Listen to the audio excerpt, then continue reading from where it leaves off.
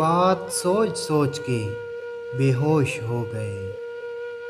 हम तुझ ज़हीन से भी फरामोश हो गए। वो तोड़ कर चला भी गया अपना एतमाद। हम बहस कर सके नहीं, खामोश हो गए। बादे सबा ने कान में सुबह ऐसा क्या कहा, जो शाखचे थे जर्द वो गुलपोश हो गए। ख्वाबीदा नैन ख्वाब के सुरमे से भर दिए। नींद आई जब तो ख्वाब ही रूपोश हो गए। कब शब कटी कहाँ पे दिन ढला खबर नहीं। वो क्या गए कि होश से बेहोश हो गए। इस ताजगी से कैसे खिजाएं लिपट गईं।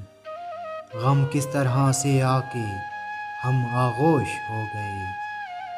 जो लोग वाजिबी थे उन्हें फ़र्ज कर लिया।